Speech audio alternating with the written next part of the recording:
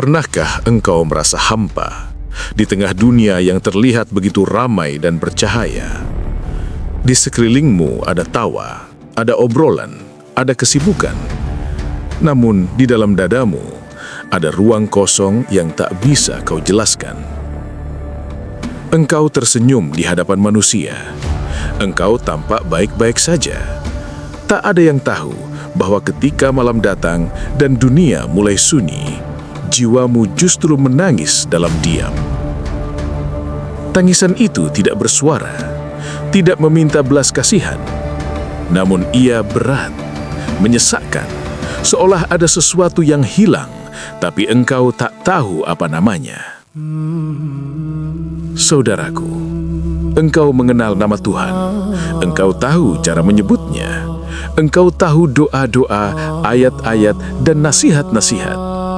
Namun jujurlah pada dirimu sendiri, sudah berapa lama engkau tidak benar-benar merasakan kehadirannya? Ada jarak yang tak terlihat, bukan karena Tuhan menjauh, melainkan karena hatimu terlalu penuh oleh dunia yang tak pernah memberi ruang untuk diam dan mendengar. Dunia mengajarkan kita untuk terlihat kuat, untuk tidak menangis, untuk terus berjalan meski lelah. Namun jiwa memiliki bahasa sendiri, dan ketika ia tak lagi sanggup bicara, ia memilih menangis di balik senyum yang kau paksakan. Kadang, air mata itu jatuh tanpa sebab. Tak ada luka yang jelas, tak ada masalah besar. Namun dada terasa sesak, nafas terasa berat, dan hatimu seperti memanggil sesuatu yang tak bisa kau jawab dengan kata-kata. Itu bukan kelemahan, itu bukan tanda engkau rapuh. Itu adalah tanda bahwa jiwamu masih hidup, bahwa masih ada rasa di dalam dirimu yang belum sepenuhnya mati. Karena jiwa yang mati tak pernah menangis, ia hanya sibuk mengejar dunia, tanpa pernah bertanya kemana ia akan pulang. Saudaraku, jika hari ini engkau merasa lelah tanpa mengetahui mengapa, jika engkau merasa jauh meski tak pernah berpindah, mungkin itu bukan kejatuhan, melainkan panggilan. Panggilan untuk berhenti sejenak, bukan berhenti dari hidup, tetapi berhenti dari kebisingan yang selama ini menutup suara hatimu. Ada satu kunci yang selalu menjadi awal setiap perjalanan pulang menuju Tuhan. Bukan ilmu yang tinggi, bukan amal yang banyak, bukan pula pengakuan manusia. Kunci itu bernama rasa. Rasa yang jujur, rasa yang lembut, rasa yang berani mengakui bahwa kita lelah, bahwa kita rindu, bahwa kita butuh dipeluk oleh kasih yang tak pernah menghakimi. Ketika rasa itu mulai bangkit, engkau akan mulai melihat dirimu sendiri tanpa topeng, tanpa pembelaan, tanpa kesombongan. Dan di saat itulah, perlahan, sangat perlahan, jiwamu akan berbisik, "Aku ingin pulang." Bukan pulang ke tempat, bukan pulang ke manusia, tetapi pulang ke asal ketenangan, pulang ke hadiratnya. Jika hatimu bergetar mendengar ini, jangan menahannya. Biarkan rasa itu hidup, karena mungkin inilah awal dari perjalanan terpenting dalam hidupmu. Dan ketika bisikan, "Aku ingin pulang" itu muncul, banyak dari kita justru terdiam dan bertanya, pulang kemana dan dengan cara apa? Sejak kecil, kita diajarkan untuk berpikir, untuk memahami segalanya dengan akal, untuk mencari jawaban melalui logika, rumus, dalil, dan penjelasan. Akal menjadi cahaya pertama yang menuntun langkah kita mengenal dunia. Namun dalam perjalanan menuju Tuhan, akan tiba satu titik di mana akal mulai terdiam. Bukan karena ia rusak, bukan pula karena ia gagal, melainkan karena ia telah sampai di batas terakhir kemampuannya. Seperti mata yang mampu melihat cahaya, namun tak pernah bisa melihat angin. Begitu pula akal. Ia memahami yang tampak, namun tertunduk di hadapan yang tak bisa disentuh oleh pikiran. Banyak orang gelisah ketika akalnya buntu. Mereka merasa kehilangan pegangan. Padahal sesungguhnya, kebuntuan itu bukan akhir, melainkan undangan. Undangan untuk melangkah ke wilayah yang lebih dalam. Wilayah yang tidak meminta bukti, tidak menuntut penjelasan, tidak memaksa pengertian. Wilayah itu bernama rasa. Akal selalu bertanya, siapa Tuhan? Di mana Tuhan? Bagaimana Tuhan? Ia ingin memastikan segalanya sebelum berani tunduk. Namun rasa tidak bertanya. Rasa hanya hadir. Rasa hanya merunduk. Rasa hanya menyerap kehadiran yang tak bisa dijelaskan. Karena ada hal-hal yang justru menjadi nyata ketika tidak lagi diperdebatkan. Ada kebenaran yang terasa begitu dekat saat kita berhenti memaksa untuk memahaminya. Disinilah banyak jiwa tersesat. Bukan karena mereka jauh dari Tuhan, tetapi karena mereka terlalu sibuk mencarinya dengan kepala, sementara hati dibiarkan kosong. Kita membaca banyak buku, mendengar banyak ceramah, menghafal banyak kalimat indah. Namun ada saatnya semua itu harus diletakkan sejenak, bukan ditinggalkan, melainkan ditundukkan. Karena ada pintu yang tidak terbuka oleh pengetahuan, tetapi oleh keheningan. Dan di ambang pintu itu, akal diminta berhenti melangkah agar rasa bisa maju ke depan. Saat itu terjadi, hati mulai belajar diam. Bukan karena diam karena takut, melainkan diam karena sadar bahwa ada sesuatu yang terlalu agung untuk dijelaskan dengan kata. Rasa mulai bekerja ketika kesombongan pengetahuan luruh, ketika kita tidak lagi berkata, "Aku tahu," melainkan berbisik pelan, "Aku ingin dekat." Masuk ke wilayah rasa ibarat kembali menjadi anak kecil. Tak banyak pertanyaan, tak ada argumen, hanya ada ketulusan dan kerinduan yang polos. Anak kecil tidak meminta penjelasan tentang kasih ibunya. Ia hanya menangis ketika merasa jauh. Begitu pula jiwa yang telah menyentuh rasa. Ia tidak lagi sibuk membuktikan Tuhan. Ia hanya rindu ketika merasa terpisah. Dan saat akal rela berhenti, bukan berarti engkau kehilangan cahaya. Justru disitulah gerbang pertama mulai terbuka. Gerbang kedalaman yang tak bisa dipikirkan, namun bisa dirasakan. Jika hari ini engkau merasa akalmu lelah mencari, jangan takut. Itu bukan tanda kegagalan. Itu adalah tanda bahwa engkau sedang didekatkan kepada sesuatu yang lebih dalam dari sekedar tahu. Dan ketika akal telah rela berhenti melangkah, seseorang akan berdiri di ambang sebuah wilayah yang asing, sunyi, dan seringkali menakutkan bagi yang belum mengenalnya. Wilayah itu bukan tempat, bukan ruang yang bisa ditunjuk dengan jari. Ia tidak berada di luar diri, melainkan tersembunyi jauh di kedalaman batin. Inilah yang disebut alam rasa. Alam rasa bukan sekedar perasaan. Ia bukan emosi sesaat, bukan pula gejolak hati yang datang dan pergi. Alam rasa adalah dimensi terdalam, di mana jiwa bertemu dengan keheningan, dan keheningan bertemu dengan Tuhan. Di tempat ini, suara tidak lagi didengar oleh telinga. Ia tidak datang sebagai kata. Ia hadir sebagai getaran halus yang menyentuh kalbu tanpa pernah meminta penjelasan. Tak ada logika yang bekerja di sini. Tak ada argumen yang dipertahankan. Yang ada hanyalah kesadaran bahwa diri ini sedang berada di hadapan sesuatu yang maha lembut, namun maha nyata.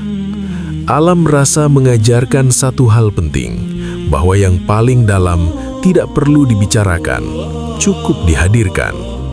Disinilah banyak orang merasa asing, karena sepanjang hidup kita terbiasa mencari Tuhan melalui konsep, melalui kalimat, melalui pemahaman yang tersusun rapi.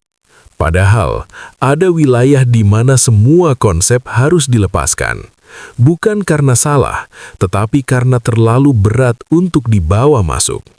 Seseorang tidak bisa memasuki alam rasa dengan membawa keakuan. Ia harus menanggalkan pakaian batin yang bernama merasa paling tahu, merasa paling benar, merasa paling dekat. Di alam ini, yang bisa masuk hanyalah jiwa yang jujur, jiwa yang berani mengakui bahwa dirinya lemah, kecil, dan sangat membutuhkan. Masuk ke alam rasa bukan seperti memahami pelajaran, ia lebih mirip kembali ke pelukan. Pelukan yang tidak menuntut, pelukan yang tidak menghakimi, pelukan yang membuat air mata jatuh tanpa rasa malu. Ketika alam rasa mulai tersentuh, kata-kata perlahan kehilangan kuasanya. Engkau tidak lagi sibuk berkata, Tuhan itu begini dan begitu. Karena yang engkau rasakan jauh lebih nyata daripada semua penjelasan. Hati menjadi hening, bukan hening yang kosong, melainkan hening yang penuh. Penuh oleh kesadaran, penuh oleh kehadiran.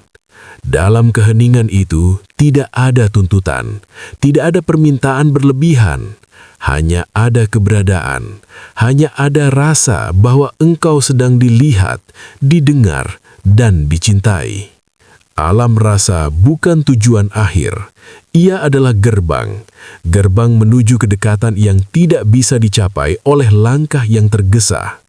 Disinilah jiwa mulai belajar bahwa mengenal Tuhan bukan tentang seberapa banyak yang kita pahami, melainkan seberapa dalam kita bersedia diam. Dan bagi siapapun yang berani tinggal sejenak di wilayah sunyi ini, ia akan menyadari satu hal, bahwa Tuhan tidak pernah jauh. Yang selama ini jauh hanyalah hati yang terlalu penuh oleh dunia hingga tak menyisakan ruang untuk merasakan kehadirannya. Di alam rasa, jarak itu perlahan runtuh, dan jiwa untuk pertama kalinya merasa benar-benar pulang. Dan ketika jiwa mulai merasa pulang, ia akan menyadari satu hal yang sering dilupakan manusia, bahwa pintu menuju rasa tidak dibuka dengan suara, melainkan dengan diam. Diam yang dimaksud bukan sekedar tidak berbicara, bukan hanya menutup mulut sementara pikiran terus berisik. Diam yang sejati adalah saat pikiran berhenti berlari dan hati berhenti menuntut.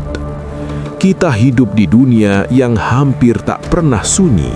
Jika bukan suara manusia, maka suara keinginan. Jika bukan tuntutan luar, maka kegaduhan di dalam kepala. Bahkan ketika tubuh duduk tenang, pikiran kita masih berteriak, masih mengingat luka lama, masih mengejar harapan yang belum tentu, masih takut pada hari esok yang belum datang. Disitulah rasa sulit bernapas, karena rasa hanya hidup di ruang yang lapang, dan kelapangan itu hanya lahir ketika kita berani diam. Diam bukan berarti pasrah tanpa usaha. Diam bukan tanda menyerah. Diam adalah keberanian untuk berhenti sejenak dan mengakui bahwa kita sudah terlalu lelah mengendalikan segalanya. Saat seseorang belajar diam, ia mulai mendengar sesuatu yang selama ini tertutup.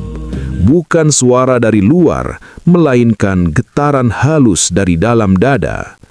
Awalnya samar, hampir tak terasa. Namun, jika ia bertahan dalam diam, getaran itu perlahan menjadi jelas, bukan sebagai kalimat, melainkan ketenangan yang tak bisa dijelaskan. Diam mengajarkan kita untuk tidak selalu bereaksi, untuk tidak terburu-buru menilai, untuk tidak cepat membela diri, dan dalam ruang itulah rasa mulai hidup. Banyak orang mengira kedamaian hanya ada di tempat yang sunyi, di gunung, di hutan, di sudut yang jauh dari dunia. Padahal ada jiwa yang tetap gaduh meski berada di tempat paling sepi, dan ada jiwa yang tenang meski dikelilingi keramaian. Karena keheningan sejati bukan soal tempat, melainkan keadaan batin. Diam yang hidup adalah diam yang sadar, bukan kosong, melainkan penuh. Penuh oleh kehadiran, penuh oleh penerimaan. Saat engkau diam dengan sadar, engkau berhenti melawan hidup. Engkau berhenti bertanya, kenapa ini terjadi padaku? Dan mulai berbisik, apa yang ingin kau ajarkan? Disitulah rasa bertumbuh. Rasa yang hidup tidak lahir dari kebisingan doa yang tergesa-gesa. Ia lahir dari zikir yang pelan, dari napas yang disadari, dari kehadiran yang utuh di setiap detik. Kadang, diam itu terasa berat, karena dalam diam kita dipertemukan dengan luka yang belum sembuh, dengan rasa bersalah yang terpendam, dengan rindu yang tak pernah terucap. Namun, jangan lari. Justru di sanalah Tuhan membersihkan hati, bukan dengan suara keras, melainkan dengan sentuhan yang lembut dan perlahan. Diam adalah pintu menuju kejujuran terdalam. Di hadapannya, kita tak lagi bisa berpura-pura kuat, tak lagi bisa menyembunyikan air mata. Dan ketika air mata itu jatuh dalam keheningan, rasa yang lama tertidur akan terbangun kembali. Saudaraku, jika hari ini hidupmu terasa gaduh, jangan tambah dengan kebisingan baru. Carilah satu ruang kecil untuk diam, walau hanya beberapa menit.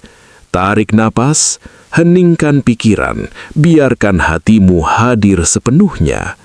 Karena dari diam itulah rasa mulai hidup, dan dari rasa yang hidup, perjalanan pulang akan menemukan jalannya sendiri. Dan ketika rasa mulai hidup, ia tidak datang sebagai suara yang keras, melainkan sebagai getaran halus yang sulit diabaikan. Rasa tidak pernah berteriak, ia tidak memaksa, namun kehadirannya selalu jujur, dan kejujuran itulah yang sering membuat kita gelisah. Di antara semua hal di dunia ini, rasa adalah yang paling sulit dibohongi. Lidah bisa berkata baik-baik saja, wajah bisa tersenyum, pikiran bisa mencari pembenaran, tetapi rasa, ia tahu segalanya. Ketika engkau berada di jalan yang benar, rasa menghadirkan ketenangan meski keadaan belum berubah. Dan ketika engkau menjauh, rasa menghadirkan kegelisahan meski dunia tampak tersenyum padamu. Itulah cara Tuhan menjaga hamba-Nya, bukan selalu dengan peringatan yang keras, tetapi dengan sentuhan batin yang lembut dan dalam. Banyak orang salah mengira bahwa kegelisahan adalah musibah, padahal seringkali ia adalah tanda cinta, tanda bahwa hatimu masih dijaga, masih diingatkan, masih dipanggil untuk kembali. Rasa bekerja lebih cepat dari logika. Sebelum akal menyusun alasan, rasa sudah lebih dulu memberi sinyal. Hanya saja kita sering menutupinya dengan keinginan dan ego. Berapa banyak keputusan yang akhirnya melukai kita, lalu kita berkata pelan, "Sebenarnya dari awal aku sudah merasa tidak tenang." Kalimat itu adalah pengakuan bahwa rasa sudah berbicara, namun kita memilih untuk tidak mendengarnya. Rasa adalah bahasa jiwa. Ia tidak membutuhkan kalimat panjang. Ia hanya membutuhkan kejujuran untuk didengar. Namun rasa juga bisa menjadi kabur jika tertutup oleh nafsu, oleh ambisi yang berlebihan, oleh keinginan untuk selalu menang, oleh ketakutan akan penilaian manusia. Karena itu, rasa perlu disucikan, bukan dengan banyak bicara, melainkan dengan keikhlasan, dengan diam, dengan kesediaan untuk menerima kebenaran meski pahit. Rasa yang suci tidak membuat seseorang merasa lebih tinggi, justru sebaliknya, ia membuat hati semakin merunduk, semakin lembut, semakin takut menyakiti. Orang yang hidup dengan rasa bukan orang yang selalu yakin bahwa dirinya benar, melainkan orang yang selalu bertanya dalam diam, apakah ini mendekatkan aku kepadanya? Rasa yang jujur tidak mendorong pada kesombongan. Ia menuntun pada ketundukan. Ia tidak membuat bangga, tetapi membuat air mata mudah jatuh. Karena semakin dekat seseorang kepada kebenaran, semakin ia sadar betapa kecil dirinya.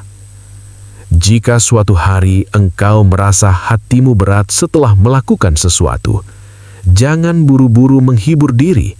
Dengarkanlah, mungkin rasa sedang berbicara. Dan jika suatu hari engkau merasa tenang tanpa alasan yang jelas, bersyukurlah, mungkin engkau sedang dijaga. Rasa tidak pernah bohong.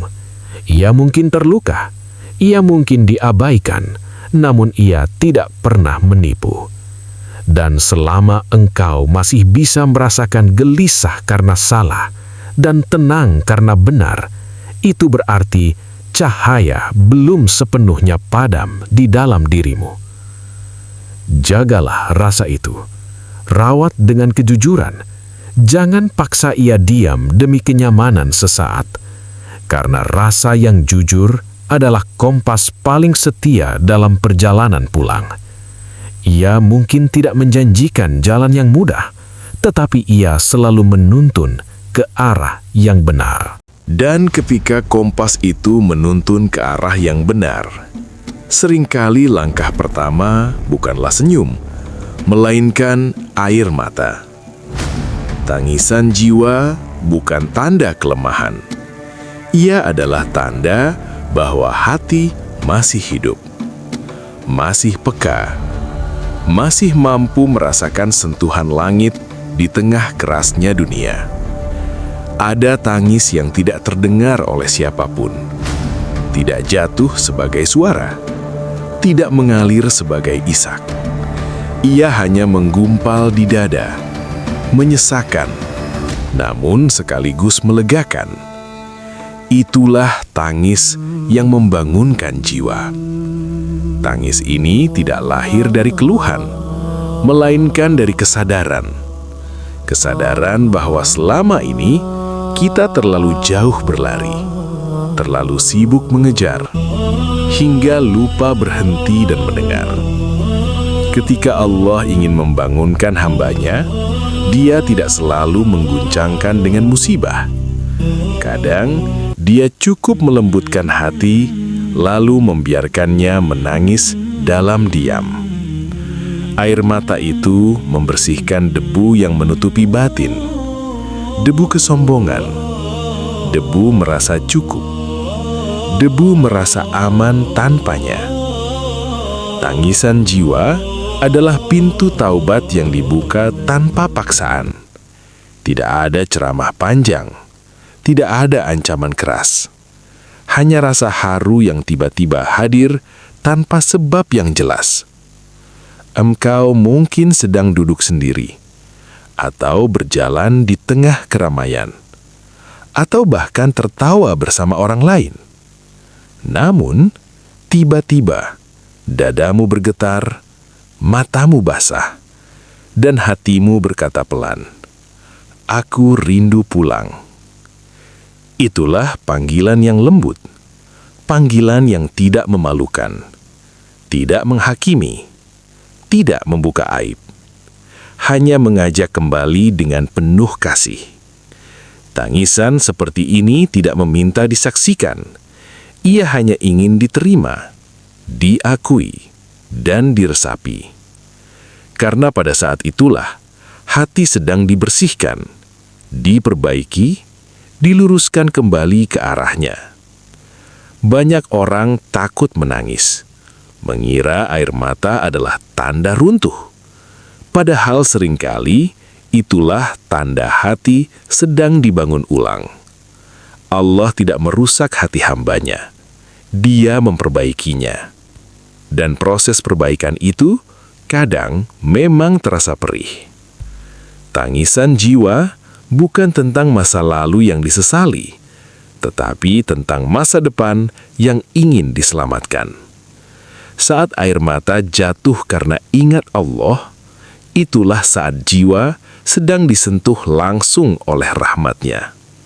Tidak semua orang diberi karunia ini. Ada hati yang terlalu keras hingga tak mampu lagi menangis. Ada jiwa yang terlalu bising hingga tak bisa mendengar panggilan halus. Maka jika engkau masih bisa menangis dalam sujud, dalam doa, dalam kesendirian, bersyukurlah. Itu tanda bahwa Allah belum melepaskanmu. Tangisan ini tidak meminta agar dunia berubah. Ia hanya meminta agar hati kembali lurus. Dan setelah air mata itu kering, biasanya tersisa satu hal yang sangat berharga. Ketenangan. Bukan karena masalah selesai, melainkan karena hati sudah kembali ke tempatnya. Tangisan jiwa adalah cara Allah berkata, "Aku masih menunggumu." Dan siapapun yang menjawab panggilan itu akan tahu bahwa tidak ada pelukan yang lebih menenangkan, melainkan kembali kepadanya. Dan ketika pelukan itu terasa begitu dekat, hati mulai mengerti bahwa perjalanan ini bukan tentang sejauh apa kita melangkah, melainkan kemana akhirnya kita kembali.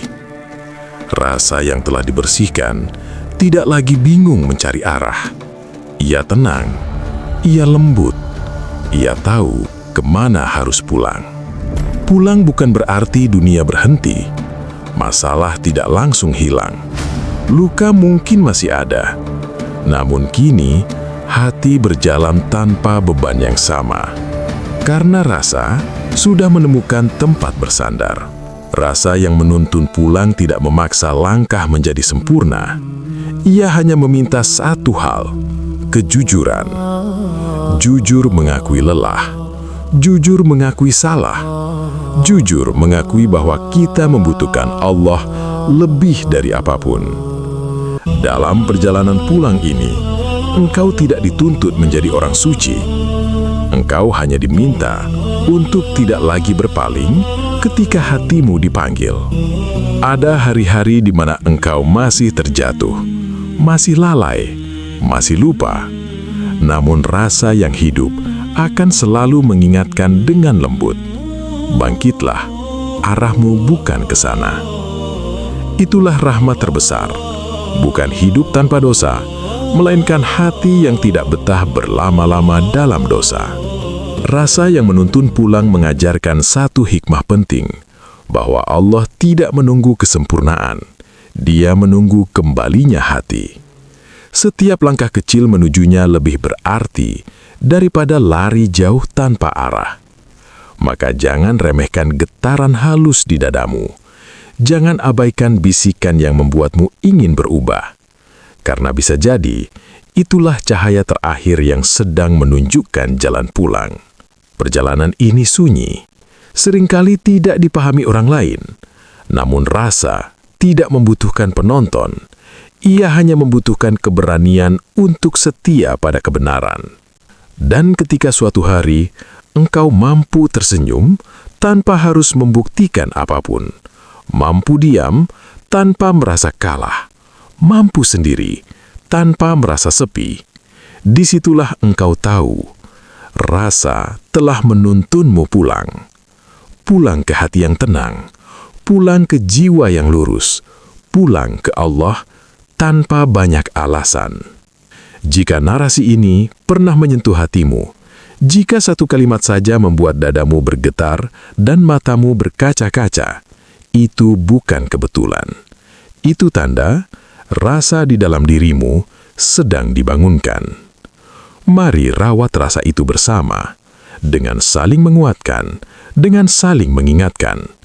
Jangan lupa untuk like, tuliskan isi hatimu di kolom komentar, dan subscribe channel Manisnya Iman, agar kita bisa terus berjalan pulang bersama-sama. Terima kasih telah meluangkan waktu dan membuka hati. Semoga Allah menenangkan jiwamu, melapangkan dadamu, dan menuntun langkahmu hingga akhir perjalanan. Wassalamualaikum warahmatullahi wabarakatuh.